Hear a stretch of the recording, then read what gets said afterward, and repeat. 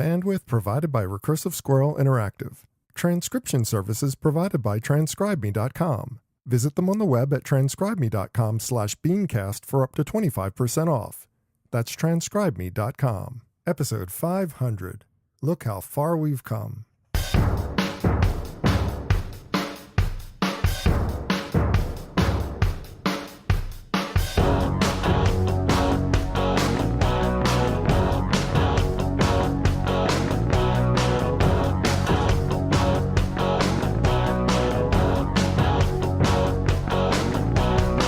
Monday, June 18th, 2018. It's time for this week's edition of the BeanCast, a weekly discussion about the news and issues facing marketers today. I'm your host, Bob North.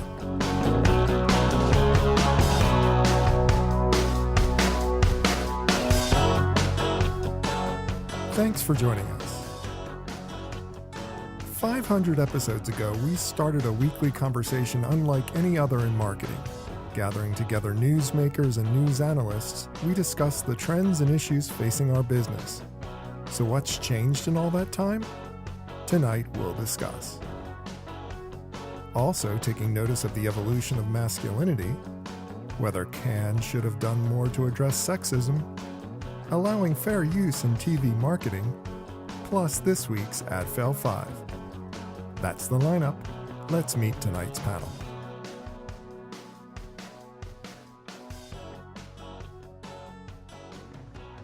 Thanks for joining us for this week's BeanCast. I'm Bob Norp, and with me on the panel for this evening, we start with the super advisor at the Innovation Scout, author, speaker, Mr. Joseph Jaffe. Joe, how are you?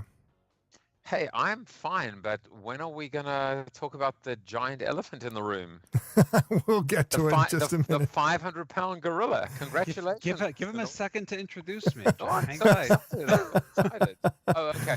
That voice you just heard, of course, is our next introductee. Also with us, we have the president of digital agency Mirum, author, speaker, podcaster, and all-around great guy, Mr. Mitch Joel. Hey, Mitch. Bobby, how are you? I'm doing fantastic. And finally, we have the president and chief creative officer at New York agency Allscope, and also a board member of Mashburn Enterprises, Mr. Jonathan Sackett. Jonathan, hello. The baddest man in advertising on the planet. Is that me or you? I just felt like saying it. It sounded good, right? It sounds great. 500 shows, Bob. Woohoo! And that, of course, is the elephant. That is the elephant in the room. 500. Now, we recorded that first show all the way back 10 years ago in North Carolina. There were 3 guests at that time. We had Neil Feinstein, we had Al Gadbut, and we had Karen Eben. And the topics were just amazing. One of the cool things I did when I was preparing for this show was to look back at what exactly we talked about during that first program. And you know what? It sounds a lot like the programs are today. It's almost like we've made no progress whatsoever in the ad industry because we're talking about practically the same things. Social media was the big topic of conversation. How to make virtual spaces work for you, importance of conversation with customers, the failure of the existing agency models, green marketing, whether email is still relevant. All of these topics have been still floating around in the subject matter. And I'm wondering, Joe, did I just make no progress in the industry? Am I still just going on and talking about the same things and I'm lazy, or is the industry just stagnant and really hasn't figured itself out over 10 friggin' years? Yes to all. No. So first of all, I want to know. You should do a where are they now? Because I'd love to know where Neil Feinstein, Al Gutbud, and Karen Eben are. I can tell you right now where they are because I keep in touch with all of them. And I was going to say they're buried in your freezer. Thank God. No, okay, Neil is a professor at St. John's. Karen retired from Chevrolet. She was, it's not Chevrolet, GM, where she was the head of global analytics for that company for a long, long time. She's now an independent consultant. And of course, Al Gadbut is still running AcquireWeb, which has morphed into a much broader data play. So he's living in Connecticut, moved from San Francisco to Connecticut recently. So yeah, they're all. I'll have coffee with him. So So I guess the way I would look at it is, I guess social marketing is now called social media or something. Um, you know, when you look at these topics, and the only one that is kind of slightly different, of course, is virtual spaces, which you could, probably just call virtual reality now, or VR, as opposed to virtual worlds. But of course, the phrase that comes to mind is the more things change, the more they stay the same. And it's funny because when I look at them, um, I remember always talking to people about the Super Bowl, or as I would call it, the Stupid Bowl. And I would always say, I wonder, my worst nightmare would be that this year, or at least it would be next year, they finally figure it out. It's going to be everybody, marketers take this incredible opportunity and they just nail it. They take advantage of an opportunity to be in front of 120 plus, million eyeballs, households, whatever, and absolutely bring it home and create another 1984. And every year, of course, not only doesn't it happen, but the bar gets lower and lower and lower. And the funny thing is, people like us on the BeanCast, people like maybe the people that were on your very first episode, we still have jobs. We still have jobs as consultants, as freelancers, as mercenaries, as thought leaders, as authors, because no matter what happens and no matter how many opportunities we have to remind people about what's important, or something as powerful as customer intimacy or customer service, customer experience, customer engagement, we still continue to make the same damn mistakes over and over again. And in that particular case, the obsession with acquisition. Is there a reason? Well, I don't know that it's so much that we're lazy. I think it's the fact that there is just this constant churn in organizations. And the fact is, people can't keep their jobs, and people don't stay in the same job for too long. Forget about CMOs. I'm talking about everybody. I'm talking about constant reorgs, constant restructures, constant budget cuts. And what happens is that there's no momentum in organizations. And that's one of the reasons why companies continue to either make the same mistakes or not learn from their mistakes, or the fact that we keep talking about the same topics, so many years later. Yeah, can I jump in on this one? Yeah, please. I agree with Joe, although I think it's the wine talking on his end and mine. But I would Scotch, sorry. I would add to that. I would say, instead of saying that the song remains the same, I think that these organizations have trouble building cumulative knowledge. Because what happens is, because of job jumping, and I would also add probably because of forced job jumping. I know back when I was at DDB from the Martin Agency, honestly, in hindsight, I don't think Omnicom cared that they got Jonathan Sackett. I think they cared that they got that guy from the Martin Agency. So you've got so many people, particularly big agency systems, smushing their faces up against the window to see what's going on across the street, that they'll recruit those people because they're from that company. And then what kind of a legacy of cumulative knowledge are you leaving behind you, let alone forging ahead with? I think also the sort of overall job of closing the gap between those who want and those who have doesn't change, which is the fundamental role of advertising and, to a greater extent, marketing. It's also a business of amnesia. I mean, up until recently, unless you're really building a list and nurturing it and working it, it's like every time you did something else, you're like, where's my audience? You have to go pay for it and access it. And then I think ultimately what happens really when you look at the digital side of it, which is, I think, the sort of sphere that a lot of us have circled on, not only since you started the show, but if you go all the way back, those 500 episodes, that was really the sort of impetus of how things are changing, is that actually things do change. They just change gradually, and then they change all at once. And so all of those things are just, those sort of converging forces and narratives are just very, very profound right now. Something that you said. You actually had me at, I have to say this, you had me at impetus. It's a word I'll use frequently then. All right, well, as soon as I look it up, I'm going to use it too. Something you said, Mitch. Something you said, Mitch. That's Oh boy, podcast, guys, hello. hey, Bob, are you here for your 500th show? I am here. You booked Jaffe and me on the same show. This is on you, Bob. I know. I knew what I was. that. I knew what I was getting involved with.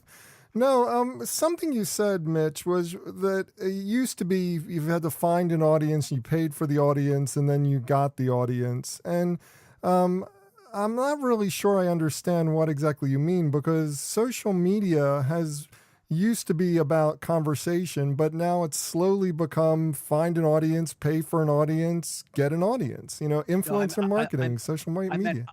I meant if you look at the topic of email marketing, that was really the beginning of brands truly building a direct relationship and communication with their consumers. And over the arc of the 500 episodes, we've been able to really develop personalization tools and technologies to really further that conversation.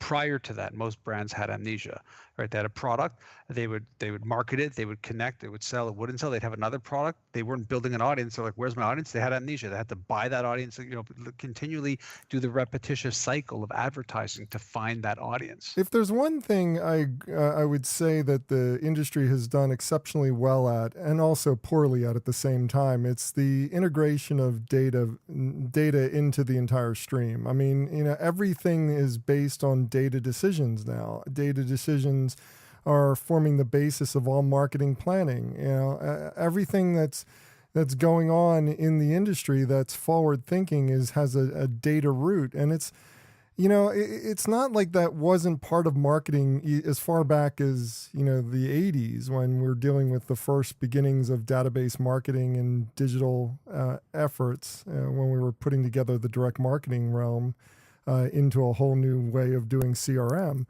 But, you know, I would say that the big... Yeah, I just want to say, I know where you're coming from is a terrific place, because obviously knowing you, knowing you as many of us do, you also come from the direct marketing world, and you understand that world quite intimately.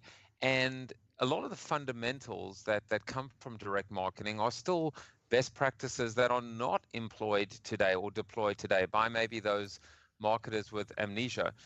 As you were talking, I was thinking to myself, can you imagine if there was a marketer listening to episode 1, and, you know, and maybe they had amnesia, and on that very day they said social marketing, customer intimacy, marketing via virtual spaces, you know, figuring out the agency model, green marketing, and email. And if they had just focused on nothing else but those ideas or those tracks, and become best in class in those, can you imagine how forward thinking, or how progressed, or how competitive that organization would be today? And that's why, we talk about today, we talk about programmatic and native and blockchain and IoT and all of these bright and shiny objects, and some of them are quite profound and quite important. But imagine today, like very, very recently, where we're talking about GDPR, and now how many companies are running around like chickens with their heads chopped off. And imagine where they'd have been if they had just focused on nothing more than email and customer intimacy from day one. And that's the real tragedy, but also the opportunity, you know, in terms of being able to recognize and develop those fundamentals, and maybe pepper in some of the new and the innovative, which obviously, you know, people like me are very close to my heart. That to me is the real interesting juxtaposition between past, present, and future. You know, first of all, I went back and listened to that first episode, which is something I've avoided for my entire career of podcasting. I haven't done it. And you know what? It was great. I mean, I'm like embarrassed at how much better I was at doing it back then. I used to go back and watch me sprint in college, and I thought, man, I was good. Oh, I'm sorry. Go ahead. You know, I look back at it, and I'm like, what happened to me? You know, I've become so jaded. But it was such an interesting, dynamic conversation right from the start. It was really grasping of some big concepts, and I feel really proud of it. Which is just a little side note here as I jump into the next topic. But you know, when I was listening to the social media portion of the conversation, what struck me most about the way that conversation evolved is that you think about where Facebook is today, where Twitter is today, where all the social platforms are in the marketing mix. They're absolutely essential components of every marketing effort that goes on out there. And as every analyst has said for the past 3-4 years, you can't underestimate the importance of Facebook to the marketing effort. Back then, we were discussing whether or not social media was actually a tool, whether it was actually something that you should use. And, you know, the evolution from that that beginning, it's just amazing to me how quickly it happened. That first show was in 2008, and in 2008, it just seems like yesterday. And now suddenly the entire landscape of how we do marketing has shifted dramatically away from traditional TV into much more digitally focused, much more social focused, and much more influencer focused than I could have imagined back then. Anybody else struck by the evolution of social media and how fast it evolved? I mean, it seems so ludicrous that it would change so dramatically in such a short period of time. Bob, I mean, look, I started podcasting shortly after I heard Joseph Jaffe podcast, and that's May 2006, and I'm cracking past 620 shows. Not to upstage you here tonight, this is your show.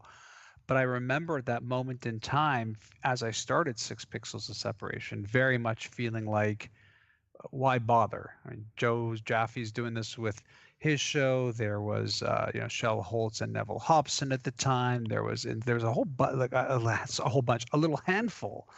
And if you just take podcasting and look at how right now in the news, it seems like podcasting is the emerging platform. It's almost I know laughable that if you think about it. It's unbelievable how much podcasting has taken off over the last 3-4 years. Well, we've been doing it for over a decade. I know. And that goes to the things move very gradually and then happen all at once. The one thing that I do lament about the current state of social media, one thing, there are many things. I lament the fact that it's a duopoly. I don't like that. I don't like the fact that it's pay to play. Wait a minute. Are you saying that the duopoly is based on social media? I mean, because the duopoly involves one social media giant and one search giant. And that other search giant also owns YouTube and other platforms and things that do touch where most of the advertising and time spent is. And I regardless of that, you can call it, 3 or 4. I thought what made it special back in the day was the fact that people like Joe Jaffe and yourself and myself had what was very much a place to do something different, whether it was with audio or writing or whatever it was.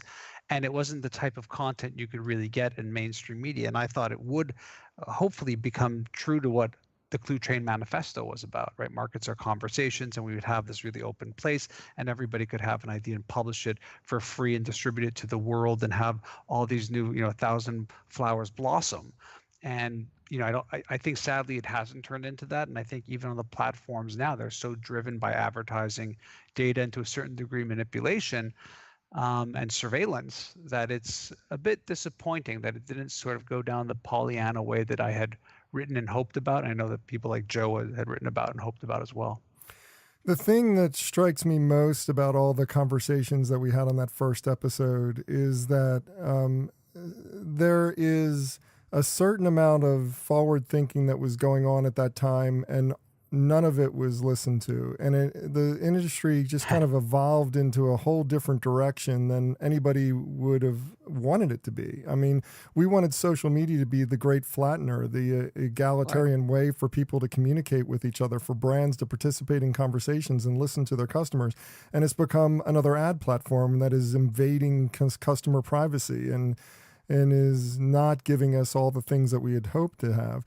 And then we're talking. It's given us a hell of a lot more negativity too. Yeah, it has. It's negatively impacted society when it could have been a great opportunity for it to, do amazing things in terms of the way that democracy is practiced. And then, when you talk about the agency model, I mean, the agencies, even back then, we were talking very specifically about the fact that agencies were not consultative like they needed to be. They were not in relationship with the C-level, and that was going to give them a trouble down the line. And sure enough, here we are with all the management consultancies eating the lunch of the agency world because they're not consultative. Joe, but you know what? There's a funny thing because there's almost a little clue in those topics. You called it social marketing. Of course, it became known as social media. When I wrote Join the Conversation, I specifically didn't include the phrase social media in the title. In fact, I called it conversational marketing. Now, that phrase never stuck. Join the Conversation did, but conversational marketing didn't. Social marketing didn't. And instead, we coined this phrase social media. I always talk about it when I give presentations, and I say, media is oil, right? As in snake oil, as in media comes from medium, neither rare nor well done.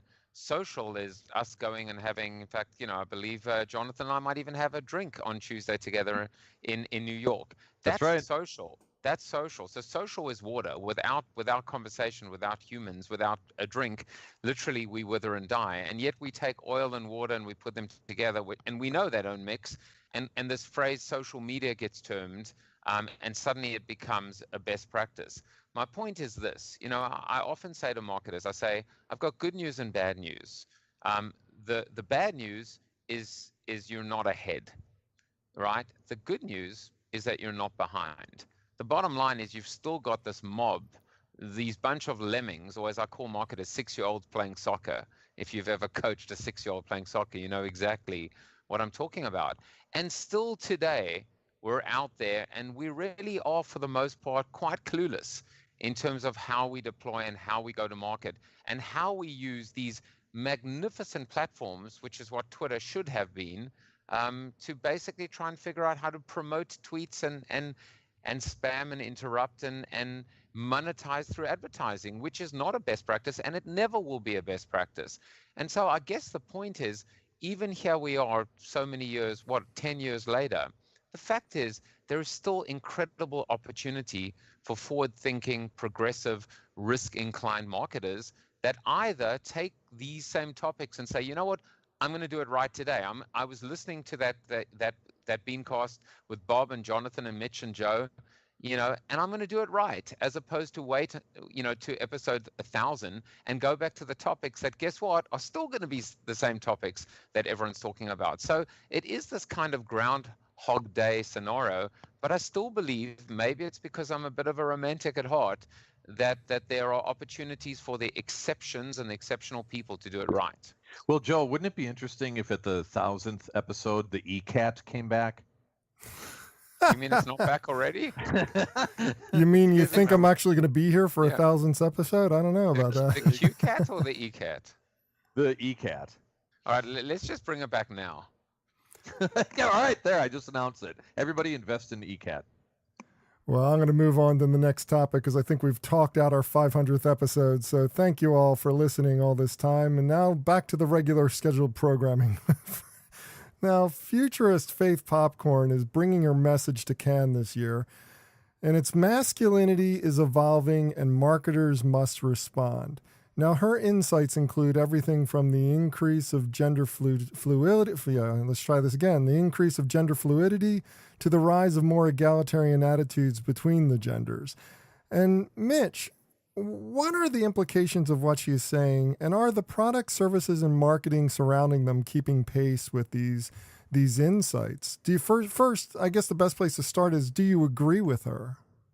Well, nothing like a podcast panel of 4 middle-aged white guys to debate this one, Bob. Of course it is. No, wait a minute. I take exception with that because it's just like, this is about men. This is about the evolution of the male gender and our ability to relate to the opposite sex. I think a panel of men is perfectly suited to have this conversation. Then let's go down the rabbit hole, shall we? We should. What's interesting about this article and this piece of conversation is that it's very reminiscent, to me at least, of 2016 when Jack Myers from Media Village released the book The Future of Men and looked at a lot of these topics actually in depth. One is we have to be able to look at this and understand that times have changed. And I would say for a lot of people, including myself, thankfully, I grew up in a day and age where I spent many years writing for the alternative weekly press here in Montreal. And whether you were male, female, gay, straight, white, Black, Asian, it was just a sort of hodgepodge of people doing amazing work driven by the culture of the moment. And so I sort of just always grew up in this idea that there was never this issue, to be honest. It was quite striking to me the longer I stayed in corporations, how prevalent this was, and somewhat shocking to me. And again, I say that completely from a point of privilege because of the perch that I was genetically lottery winning to take part in. But it is an interesting topic, and I'm glad Faith Popcorn is tackling it, because when you do look at the sort of lineage of advertising, it's very rarely unisex, isn't it? I mean, it really does go male, female, whether it was CPGs that were driven by female products and trying to allure men, and so they made brands more masculine. Look at things like deodorant and beauty products or self-care products. Think about beer commercials. I mean, if this is true and we move down this point, what would any beer commercial look like? I mean, they're all sex sells and parties and parties. Think about, again, all the products for men and how they're marketed to. Faith is making an intro. I Sorry, agree. go ahead, No, I agree with you wholeheartedly. And in fact, Whitney always says to me that everything that is worn by a woman today was first worn by a man. Meaning, and it's just like every fashion style that's ever happened. The high heels, for instance, men wore high heels before women wore high heels. In the Victorian era, Yeah. So I mean, it's just like I can totally see that this is the case. People look to the marketing opportunities, and then it becomes gender fluid as they look for other opportunities to sell their product. Well, let's not forget though. I was in the music industry in the early '90s. Okay, so men were wearing everything that women had worn at that point. And I was there in the hair metal days of the '80s. So, go to a Poison concert. Exactly. But I think what's interesting here, what I found most interesting, is not the discussion about whether or not there's a future for masculinity. It wasn't that. What I find very affecting about Faith's comments and about what I hope will be an amazing panel is this idea of the third aisle products, the sort of market of products and how we communicate brands that really and truly are unisex. And that brands are actually moving towards that sort of position. So whether you're a Degree deodorant, maybe there wouldn't be a sort of female version and a male version, but there would just be one version.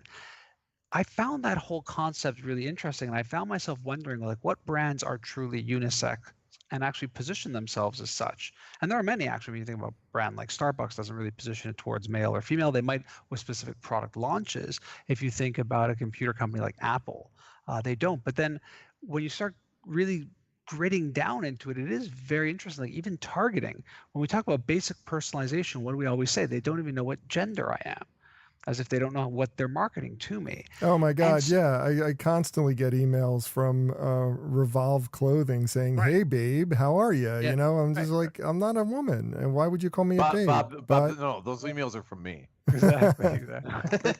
That is the amazing. When I stop and really thought about what Faith Popcorn was talking about what this panel is and about what the opportunity was, kind of going back to what we were saying with the 500th episode and more things change. This is one part where the world might really, really change in a fascinating and interesting way. Imagine being an agency born today that really does help brands think about creating unisex platforms, creating third aisle products. And I think in that you can celebrate all genders or whatever gender you choose to be even. And that to me would be a massive step forward. And I think, it is high time that we have these conversations, because clearly you have the dominance of men for forever. For me though, when I'm listening to this about unisex products, I feel like the whole push toward unisex is misguided. Not because there's men and there's women, but because gender fluidity is not about unisex products. It's about men feeling comfortable with women's products and women feeling comfortable with traditionally male products, as well as the unisex spectrum of products. So it's almost like this focus on unisex doesn't really look at the way that people like to express themselves. Unisex is typically very devoid of style because it has to be essentially to bring everything to a vanilla center. Whereas people like to express themselves uniquely with scents, with clothing, with color, with. Well, Bob, let me just tell you, it's not just express themselves as, it's be marketed to. Yeah. Okay, so I mean, we got to look. Here's the deal. Here's the gorilla in the room. Nobody wants to talk about this, but it is a vanilla center right now. It is. I'm not saying we're not going to move to a direction where, Tampax has products for everybody or something. Anything can happen out there. But you guys got to admit, right now the world is not ready for that type of drastic change, and it's an expensive proposition to experiment with. Yeah, I think we have to be careful, and like I don't think it's an either or zero sum game. I do believe that if there are products that are inherently driven to a specific type of person and that creates character and individuality, I mean, that's absolutely fine. I mean, I don't think there's any issue with that. I think there's been historically a lot of conversation, and as it's positioned, it's either positioned towards the domestication of women, and that's how it's marketed, or the feminization of it, purely fashion. On the other side, the sort of, male ha ha ha leader throw the party. And I think that that's really the avenue she's talking about. I don't think that it's the extremism of Tampax for men or shaving, axe for women type of thing.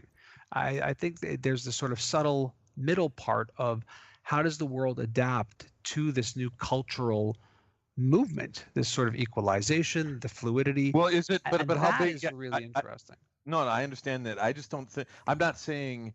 But by saying Tampax and Axe, we're still talking about a middle of the road line of products. And I think if we're going to really think about this, like I could say, you know what? You shouldn't cut your grass anymore because, that's maiming grass and that's not right. So everybody stop cutting the grass. That's not going to happen today. And I just don't think we can. I think understanding where things are moving to, initially at least, or at least at the onset of those initiatives, it's going to alienate more people than it's going to invite, and it is an expensive. And that's what I wanted to bring. What we're really talking about here isn't that. What we're really talking about is the fact that there is a shift in how we define. But the shift that she's talking about is the shift in masculinity.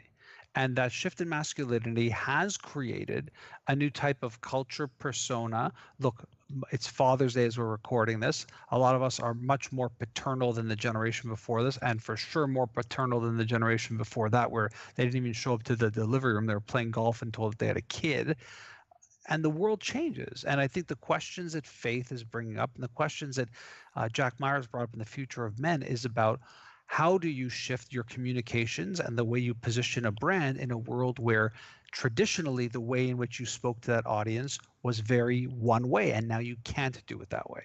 Or is she fair? Wait, hold on a second though. Or is she saying, just throwing this out there, this is devil's advocate, is she saying, is it the marketing of masculinity or is it the neutering of masculinity? That's my question. No, I don't think it's either, because I think that this is a reality that's going on in society today. Men, especially younger men, are questioning their roles and their place in society. They're no longer assuming that they're going to be the CEO. They're no longer assuming that they're going to go out there and be the leader of their family. They're taking on different responsibilities and different roles than they have in the past. And marketing needs to pay attention to that. But, to your point though, Jonathan, are we going to over respond to this? And that brings up the idea of, are we in too much of a bubble right here? If are we talking from New York, Chicago, Montreal, and our perspective, as skewed as it is because of the people that we hang out with, I mean, are we understanding whether this change is happening inside this societal bubble or whether this change is happening everywhere? Look, go ahead, Joe.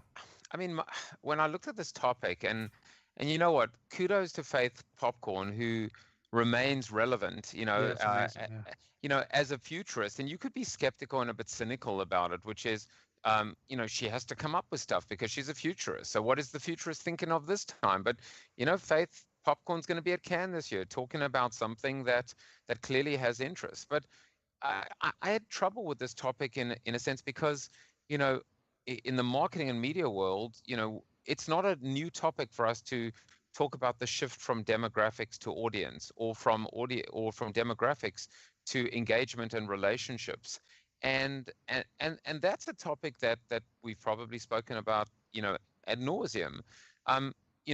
For us to talk about the evolution of masculinity, we'd have to talk about the evolution of femininity. And the fact is we are already. And And so, in a But this is way, a bit different, Joe. What we're talking is it about, though? it is, because what we're talking about is that for the first time ever, especially younger men, they are entering into the workforce and finding roles where the division of labor is much more equal. And it's very, very new and fresh.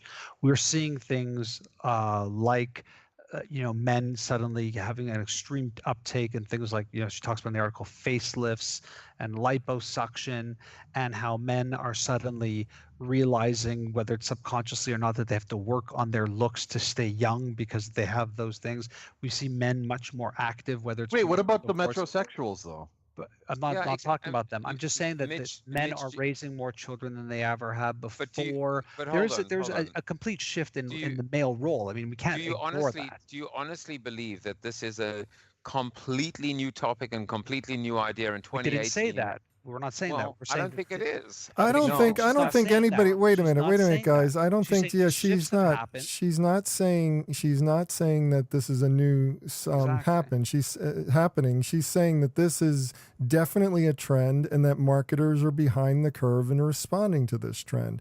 And It's not a trend. These changes have happened, and marketers are not reacting to the new male.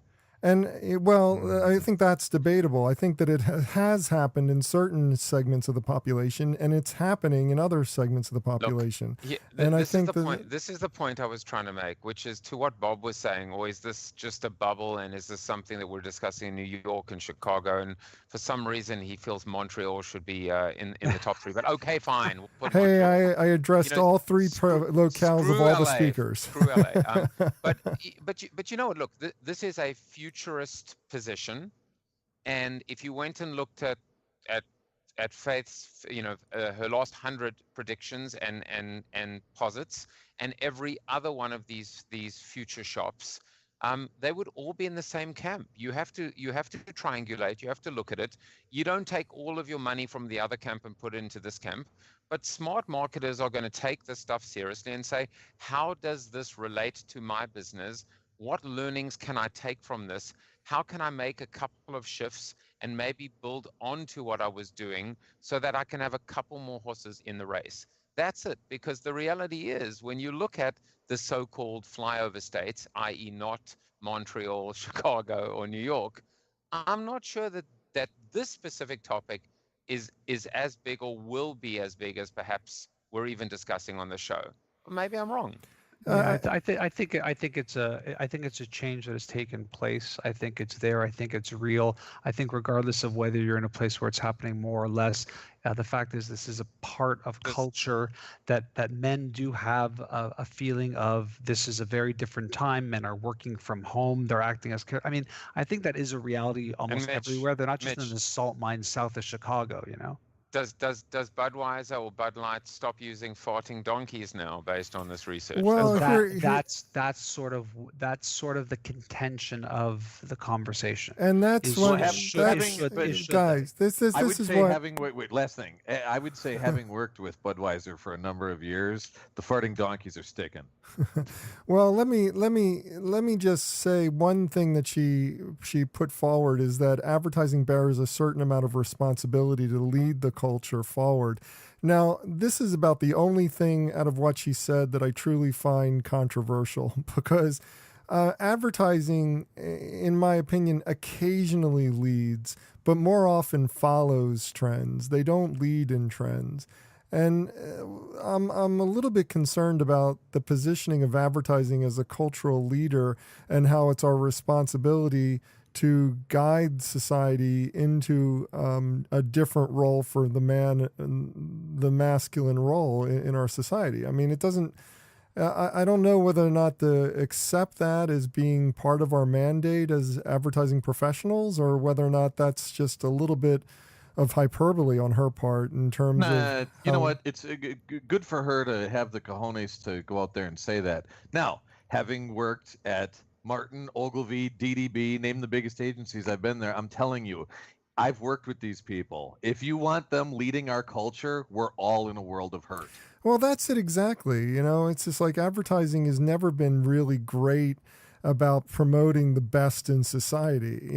We fancy ourselves as being really good about that. We talk about the Coke and the Coke commercial. I love to give the world a Coke, and how much that changed the way that we viewed each other. And I'm like, all it is a response. It's like idiot savant mimicking of what they think they should be saying, as opposed to actually leading culturally. And I'm wondering, do we even have it in our capability set to be a cultural leader, like she's saying so? I mean, Mitch, any thoughts? I mean, I hope so. I mean, I think we have to be able to look at this and recognize that this isn't something that I don't think will revert backwards. I do think we're going to have men taking on more traditional homemaking roles, taking care of kids, cooking meals, taking the kids to school, being more present there. I think we're going to see more and more men working from home and taking part in that. I think as the movement moves forward for women, as I think it should, and that's great, it's going to create a lot of contention and stress for some people. And thinking about that from a marketing and communication standpoint is a healthy thing to do. And if we're looking for moments in time where we can say, well, when is it when these agencies will rise up and actually be creative and provide some new concepts and get hyper creative, this could be one of them. Well, moving on, while the program at Cannes will be addressing the issue of sexism in the ad industry, some are already upset that they aren't doing more with that subject. Just 3 officially programmed events are on the docket this year, considering all the massive attention that's been given to the Me Too movement and the Time's Up movement. It seems that this is an egregious offense on the part of the organizing committee. So, Jonathan, should the ad festival have tackled this more directly, or is there a legitimate reason behind the reticence, as some have pointed out in the news this week? Yeah, I'm really glad that I got this one, because I'm going to get all This is the hate subject. mail. This is the subject that could have used definitely a feminine perspective. It's not that I didn't try. Okay, can I use my line now? Nothing like a panel of yes. to talk about. Now that line is totally applicable. So go ahead, Jonathan. All right. So that being said, I'm going to begin by saying this. If anyone is a victim of those circumstances, they need to come forward, and when they do, we should applaud them. I completely agree with that. That has nothing to do with right or wrong. That is right. Now, what I'm gonna say is gonna get more controversial. Everybody ready? I'm ready. All right. Deep breaths, everyone. Here's what I'm saying. I think just because there is an assembly of a group of people, if this was a group of auto mechanics, the North American Group of Auto Mechanics Association, and they're going to get together, and somebody says, well, wait a minute, why aren't they addressing, that subject? Why aren't they doing that? Well, I don't know if the responsibility is necessarily incumbent upon Cannes to do that, okay? Now, what I am saying is, if you want to play nice and play fair and help people, and if there are problems out there that are of epidemic proportions and we need to address it, what you need to do is open it up so that the big agencies, the big powerhouses, the big brands that partake in Cannes, which I've been there a handful of times, they open it up to them to host those things, encourage them to host those initiatives. But I don't think it's the responsibility of every group assembling groups of people to address an issue all the time. Right now at Cannes, it's about creativity. And if you want, go ahead. Yeah. Here's what I got to jump in on this one, because it's just, you go high, I'll go low. Okay. So you guys hold on a second now. So you guys think that every time a group of individuals or corporations get together, they have to address that and they have to sponsor? No, that's not what I'm saying at all. Well, then you agree with me. No, I think that when you have an industry that has been under fire because of these exact problems at scale, and to dismiss it in a day and age where it is so problematic is problematic.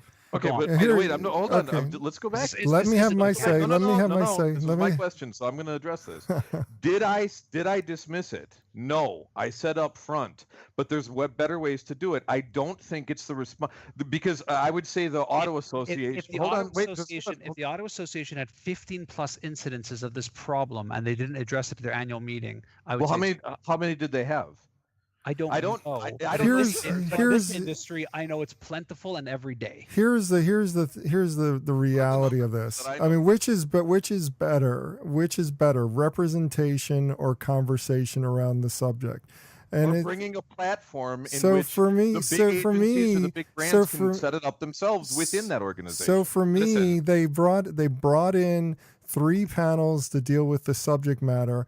What I feel like they need to do more of is bring representation into the process, meaning it's just like there needs to be more equality between men and women in terms of the judging, in terms of the panels, in terms of the discussions that go on. It's almost like we can talk But I about say, no, sexism but Bob, in the wouldn't you say it industry, would be but more powerful for them to provide the platform and say, here are the 5 biggest brands in America, Coca-Cola, Walmart, whatever, and here are the 5 biggest agency systems. You guys, we are encouraging you to take this and run with it within our organizational construct. That is not being dismissive. That's empowering. And that's saying it's not the responsibility of CAN. We're providing you the stage. You guys, we're empowering you to take this and run with it within our construct. They don't do That's that. what I said. But No, they but don't do that. no. I'm saying that you're asking me how to address it. I'm telling you that is my recommendation as a guy who's been at the biggest powerhouses. That's the way they should do it. Do you guys remember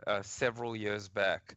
I don't know if it was a website or it was a Twitter account that basically was just kind of exposing all the shenanigans that went on at Cannes, and in particular, I think there was a couple were kind of photographed or videoed or recorded having sex on the red carpet at the Palais, and I mean how debauched and how disgraceful and disgusting some of the behavior was, or at least how it was almost being, whether it was being celebrated or the fact that it was happening.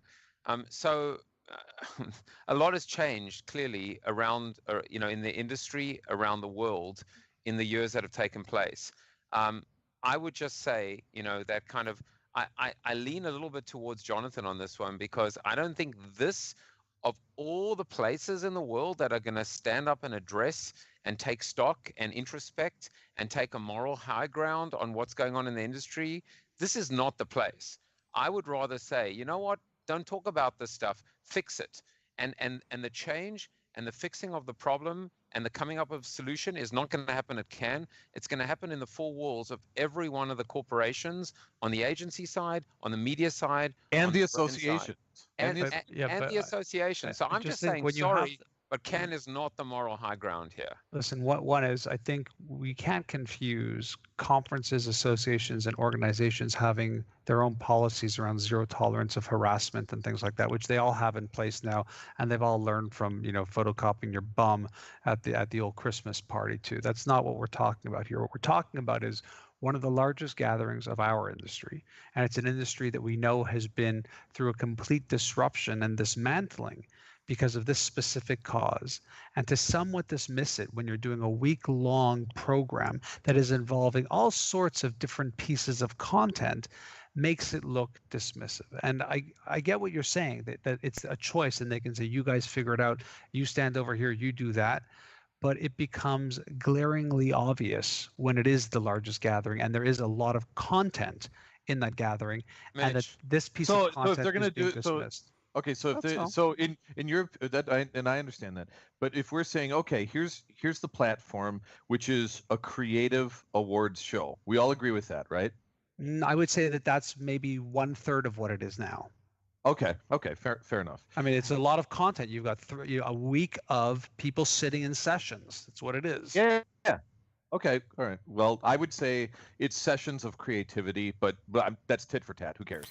I would also say that if they're doing 3 things, should we say no? You need to do 5. Where's the hallmark of this? Of what No, they I should think do? what needs to happen, and getting back to my representation comment, I think that it's not about men saying let's give our women Exactly. compatriots a voice about their the sexual misconduct going on in their workplaces, and it's more about giving women a chance to create and craft a program that is more representative of the industry at large. And I think that's what needs to happen at Correct. this Then you industry. empower them. Okay, you guys, then you empower them to do it within the stage at which CAN provides. But they That's set what the, I but tell- they, but I don't think you're understanding, Jonathan, that they No, no, set no, the wait a minute. program. Whoa, whoa, whoa, They whoa, set whoa. the program. They, No, no, CAN no, sets the program. Okay, hold. You're talking to a guy who's been there a couple times. I got it. But what I'm saying is, maybe I'm not making myself crystal clear, and I'll tell you exactly what I'm saying. Here's what I'm saying. If CAN is the stage that they are providing, then change to empower the big agencies and the big brands, give them the stage to do something about it. But I think They're not CAN's doing that, and responsibility that's begins. why the Wait, can I article just is finish? here. No, I understand that, and I'm saying the way. Got it. Can I? I'll use different words. I believe that the stage in which CAN provides, they should empower everybody else to control the content. CAN can provide what they already do, and you can have the outbreak sessions and all that stuff. Like I said, I've been there. But if they said, in which I recommended at the onset of this discussion, Coca-Cola and the world's biggest brands, or at least the biggest brands that are representative fairly there, you bring them in and you say, here's what we would like to empower you to do.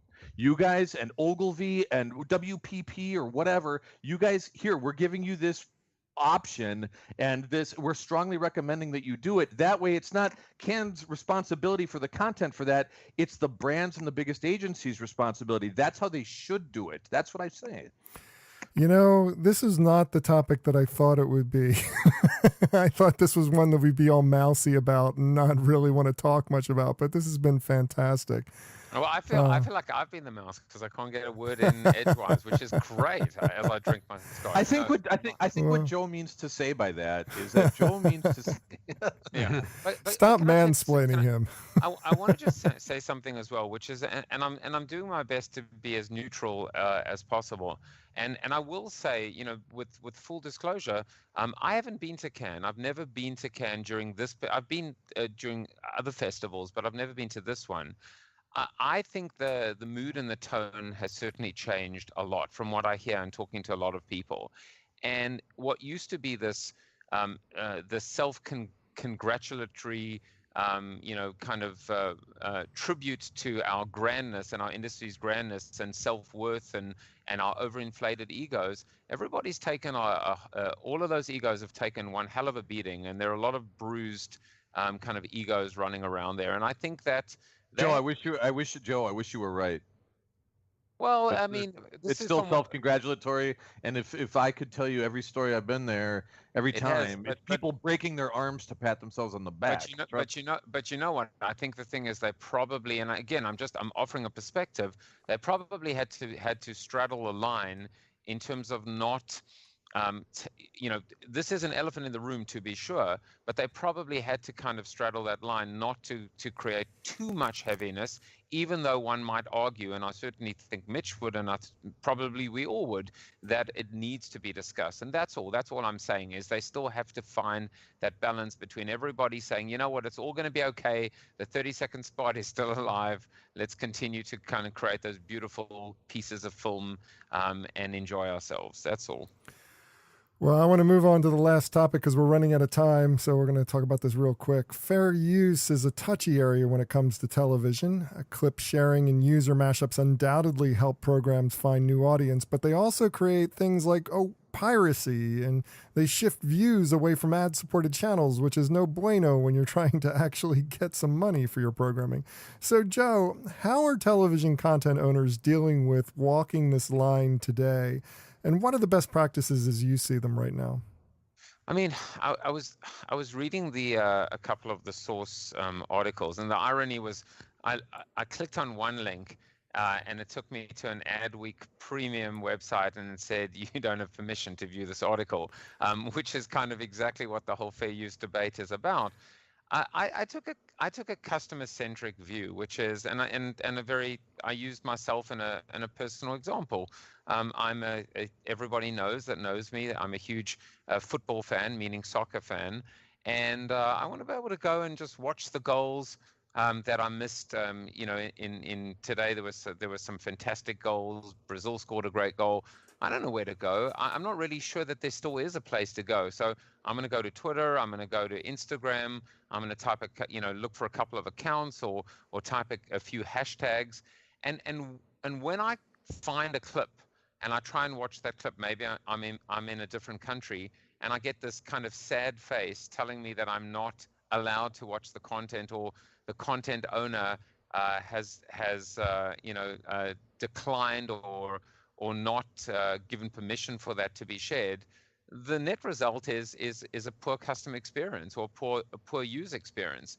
And so I think if we took that perspective, a lot of the debate around fair use would kind of fall to the wayside, or at least we'd have a different way of looking at it. But for the most part, ultimately, you've got a bunch of people scraping the bottom of the barrel, trying to figure out how to get every last scrap or monetize every last scrap when it comes to these small nuggets of content that have been able to, that become viral, that become shareable, that gets spread throughout the web. You look at how a lot of the late night shows and Saturday Night Live are using these small clips and nuggets. And the real question, and it's still an open debate, is who should benefit from that small clip, that small piece of viral video from SNL or from Seth Meyers' show, whatever the case may be? Should the advertiser benefit that actually paid for the original slot that came before or after that piece of content? Or should someone who paid for a pre-roll on YouTube benefit from it? And so I think still the jury's out in terms of finding a viable business model that creates a win-win throughout. But my point of view is, if you take a customer-centric view, everything else will follow behind. I agree with that. I mean, when I was looking through the articles too, I was reminded of that famous United States Supreme Court. I think it was Potter Stewart in the 60s, where they were talking about obscenity and pornography, and he said, I'll know it when I see it. And it's sort of like that with this whole idea of fair use, like, because it's so case by case, like, well, I'll know it's fair when I see it. So either it does have to be somewhat polarized. We either have to decide how much is how much. And I faced this even when I was writing, either of my books, and you quote an article, you quote somewhere else, and it's like, at what point is it you're not quoting the article but putting a copy of it in the actual new book? And it's a conversation that you have with the publisher, and it is very much case by case. And I agree with Joe on the other side that if it's consumer driven, you're sort of entering into a more interesting territory where, I mean, look, what is an influencer if someone not really wanting to take, whether it's soccer goals or football goals or whatever it might be, and using it because they're passionate fans and they want to extol the virtues of the teams that they love. And so we have to be very careful with this. Now, does it infringe upon rights, and suddenly you have in foreign territories people grabbing content and it's not being monetized back to the source or credited? Problem. But I think we do have to find a way to delineate how to make this work for the consumer side, for the brand side. I mean, think about music. You bought a song, you stole a song. The song plays for radio on free. It's fine. It's promotion. And that's the conversation that we keep sort of falling into. I want to add one thing. There's one technology that I think is starting to show a tremendous amount of promise when it comes to attribution, and it comes to monetization, and even kind of micro attribution or micro payment is blockchain. And I think that it's going to be very interesting. I think I like what Mitch is saying, which is who determines what is fair ultimately? Who is the arbiter in terms of what is okay and what is too much and what is too little? Mitch, remember the good old days at the beginning of podcasting with the PodSafe network, and couldn't play music, yeah.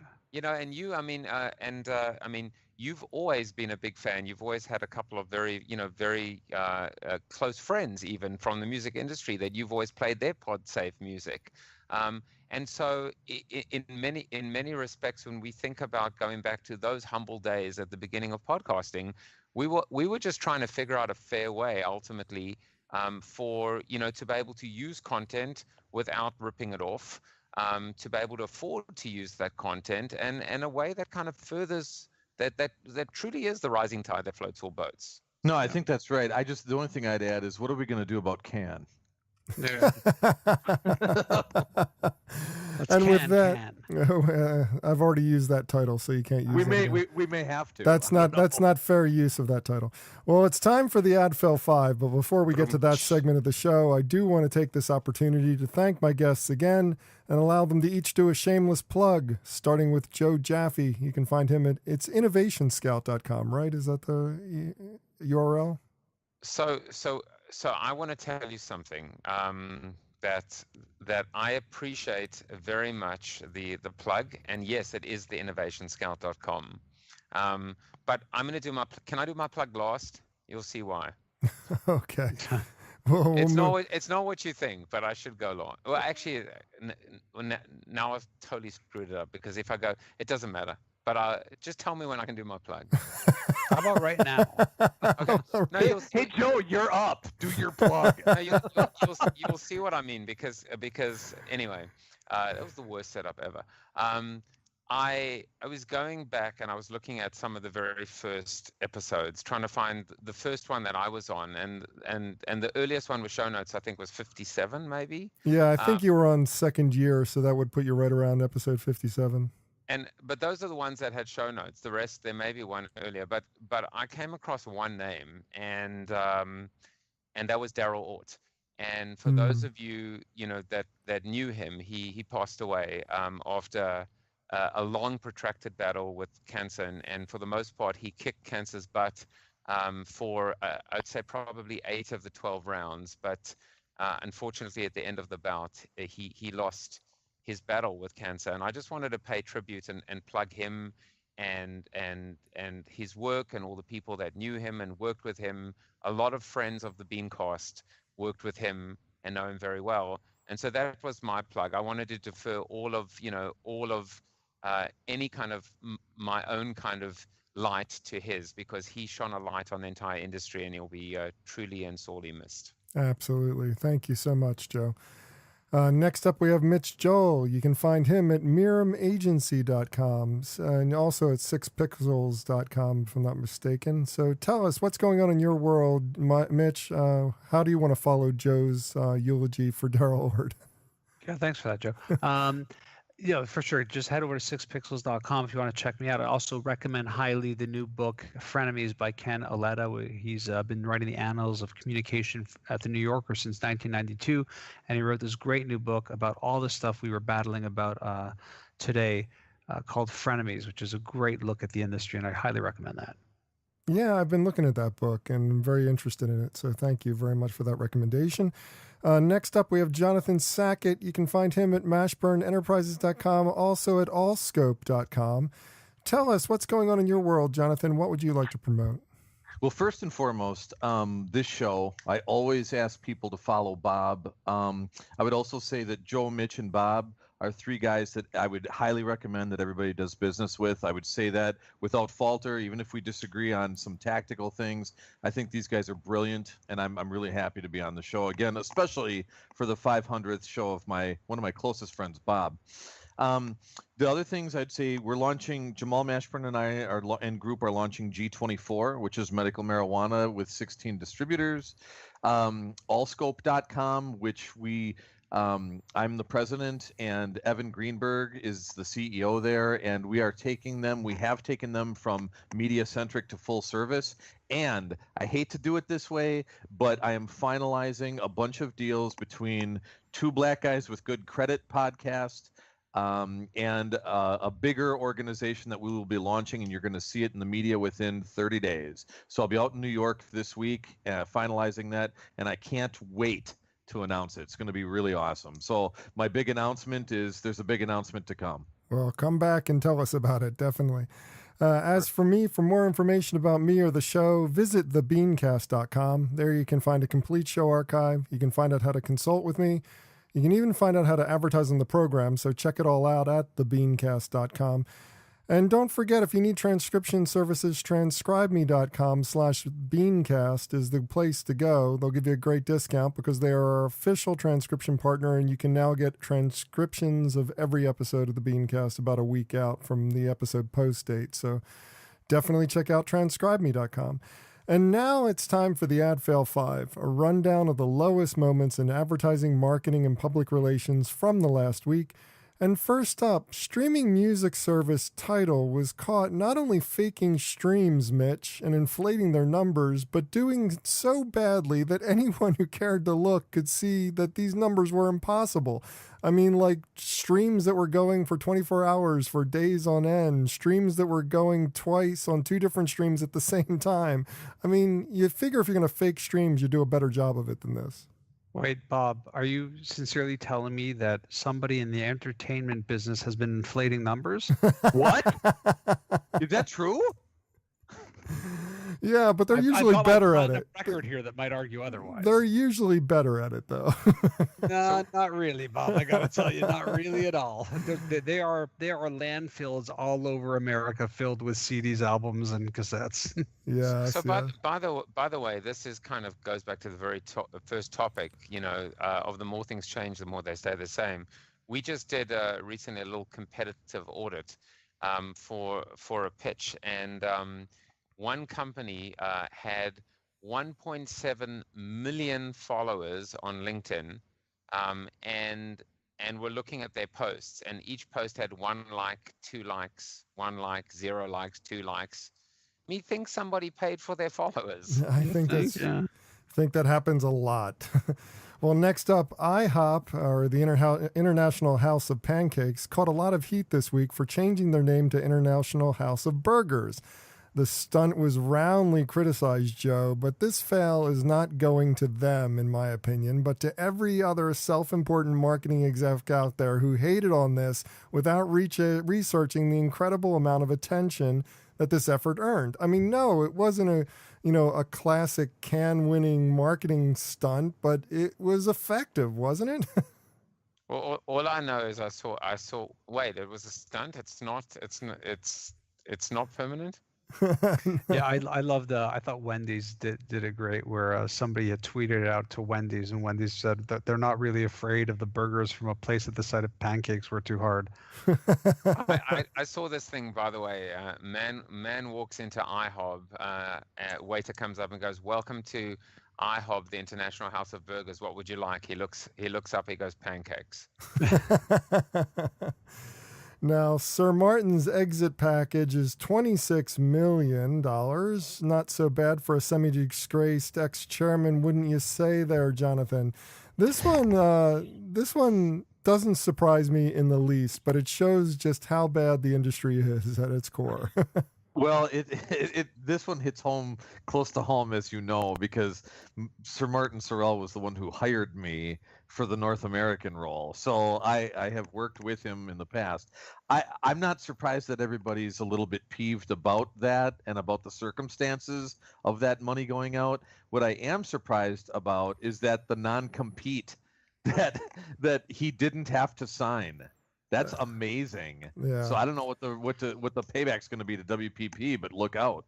As a current employee of WPP, I should probably stick my nose out of this, but I won't. I think what people need to do is look back at how his compensation worked, and I'm not going to justify it in a world where CEO payments out CEOs is as insane as it is, but he was very much compensated primarily on performance, and boy did it ever perform. In the end, where he's at, how it ended, not so much stock down close to 30% now. We all know the details, but still the package is the package, and I think these are real hard things to go back on once they're set when they were set, when times were better, as they say. Yeah, but that's assuming that he left on good terms, which he kind of did, kind of didn't. So it's just like, I think the shareholders have a right to be upset about the way that he was awarded this package, even though he was, potentially cast out of his own company because of Listen, some I bad agree, behavior. only if they were complaining when times were good. Well, next up, somebody's got to pronounce this for me. Is it Chepstow? Chepstow in the UK was there. Well, anyway, there's this town in the UK called Chepstow that was proud of the fact that they were a plastic-free town, and they wanted to promote it heavily. So what did they do, Mitch? They hung a banner at the main archway into the town, a banner made entirely of plastic. I love this one. This is so great. It's both a face palm and in one, my immediate reaction was, well, I hope it was recyclable. Yeah, I hope so too. And finally, all women hate sports, right? They just can't stand sports. So how can we shut them up and keep them happy while we men watch the World Cup in a silence? Oh boy, I'm like doing terrible about this. This is a terrible ad that absolutely was disgusting. So were they. So let's go. Apparently, according to a Mexican lingerie brand, what should we do? We should buy them vibrating panties. This is a new low for advertising. An entire commercial showing that you can buy her a pair of vibrating panties to keep her happy while you watch the World Cup. This is just as much sexism as I could shove into one ad. Oh, Bob, please call on me for this one. I was going to say, has Faith Popcorn left the podcast already? Yeah. You guys, you know what? I got to tell you though, in all fairness, if somebody was to sell me some vibrating boxers, I'd buy them and watch soccer. What the hell? We'll have something to add to this. Guys, no. I got to wrap this up. Hold on. I just want to ask one question. Do they come in sizes for males? Asking for a friend. Exactly. We'll have something to add to this list, email. or just want to discuss it. Comment online. Use the hashtag #AdFail5. That's #AdFail and the number 5. Well, that does it for this week's show. If you'd like to subscribe to this podcast, visit our website at thebeancast.com and click on the subscribe link. If you're an iTunes listener, we've also provided a direct link to the iTunes Music Store, or just search for the BeanCast in the podcast directory of iTunes. And whichever podcast directory you use, when you subscribe, please leave us a review. Got a comment? Have a question? We'd love to hear from you. Just send your emails to beancast@gmail.com. Opening theme was performed by Joe Seibel. Closing theme by C. Jax. Thanks for listening. I'm Bob Norp. We'll be back again next week. Hope you'll join us then.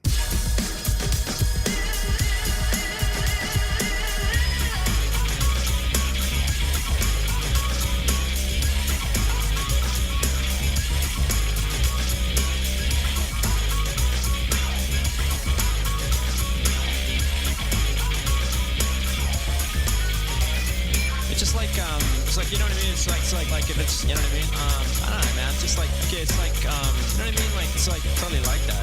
It's like, I don't know, like if it's, it's like, you know what I mean? Yeah, it's just like kind of, it just seems like it's just like almost exactly.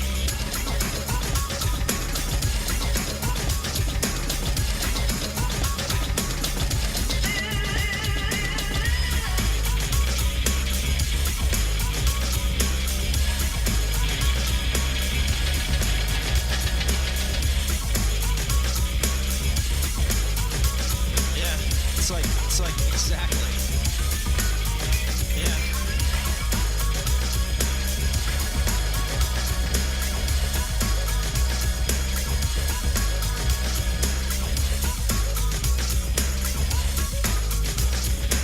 You know what I mean? Exactly.